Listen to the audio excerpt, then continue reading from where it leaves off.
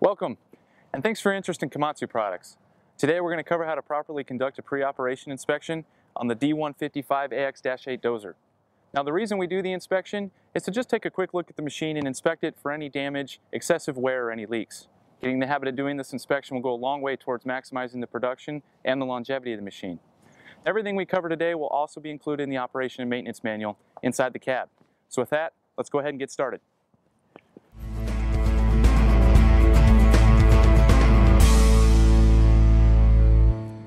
Okay, so as we approach the machine, we have a couple checks we can do right away.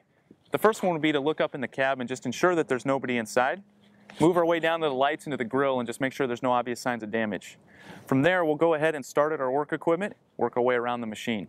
With the blade, what we're looking to check for is all of our welds, cutting edges, and corner bits, just to make sure there's no signs of excessive wear, and also ensuring that the bolts are in place.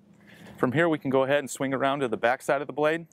What we're doing here is checking the back side of the blade, looking at all of our welds, and also our mounting points for the arms and the cylinders. We want to make sure that the pins and bolts are in place and everything's receiving the proper amount of lubrication. Also a really good opportunity to take a look under the front side of the machine and just make sure you don't see any signs of leaks. From here we can go ahead and look at our hydraulic piping and our hydraulic lines. So we'll just continue our way across the push arm until we get to the final mounting spot. If everything looks okay there, we can take a step back now and do our undercarriage inspection. What we want to do is just visually take a look at the idler, the shoes, the carrier rollers, the final drive and sprocket, work our way down to the track guides, the K-bogies, and the pivot shaft. If everything looks okay here, go ahead and take a look at our sight glass and make sure we have adequate levels of hydraulic fluid. Then we can continue to work our way around the machine. Go ahead and take a look at all of our mounting points. Then we'll move up to the rear view camera and just work our way down. So looking at the back side of the cab and all of our lights. From here, we can move to the ripper assembly itself, where we're going to be checking all the mounting points for the arms and the cylinders, making sure that all the bolts and pins are in place and everything's receiving the proper amount of lubrication. We're going to actually do that check on both sides of the ripper assembly. On our way over to the other side, we can get down and take a look at the shank and the ripper tooth, make sure that there's no signs of excessive wear. It's also a really good opportunity to take a look underneath the machine and see if there's any leaks. As we work our way back towards the machine, make sure we're checking the hydraulic lines and also checking the ripper light. It's also location of the sediment drain for the fuel tank and the main fuel cutoff switch. All right, so moving around to the left side of the machine, we'll be again checking our mounting points. And go ahead and open the door and take a look at our batteries and our breakers, just making sure we don't see any obvious signs of corrosion or any kind of damage. This is also the location for the main battery disconnect switch, and you can also check your windshield wiper fluid. From there, we'll go ahead and do the same visual inspection of the undercarriage that we performed on the other side of the machine. One thing to note though is that keeping the undercarriage clean can help with the inspection process and can also help with the longevity of the undercarriage. Move along to the push arms and cylinders, checking all the mounting points. Perform the same visual inspection that we did on the other side of the machine.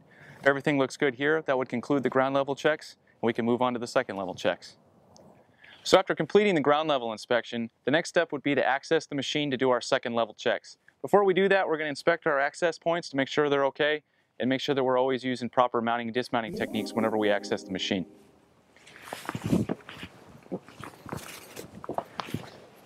So once you've accessed the machine, we can go ahead and open the doors and do our visual inspection of the engine compartment. So what we're doing here is just scanning across to just check everything, make sure that there aren't any signs of leaks, that all the connections look good, and that there's no debris. If everything looks good here, we can move down and check our engine coolant and make sure we have adequate fluid levels.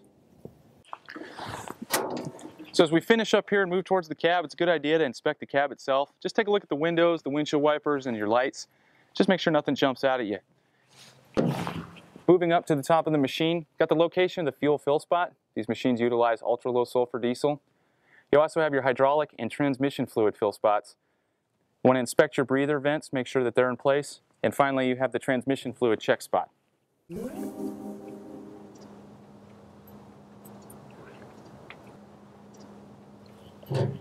So So once we're finished on this side, if everything checks out, we can move to the other side of the machine and finish our inspection. Okay, so now that we've accessed the left side of the machine, once we get the doors open, we can continue with our visual inspection of the engine compartment. And like we did on the other side, all we're really looking for is just to make sure that the connections are okay, there's no leaks and there's no debris. From here we can move to our air filter and just take a look at our latches, make sure they're in place. You also have the location of your air restriction gauge. From here we can move to the engine oil check spot.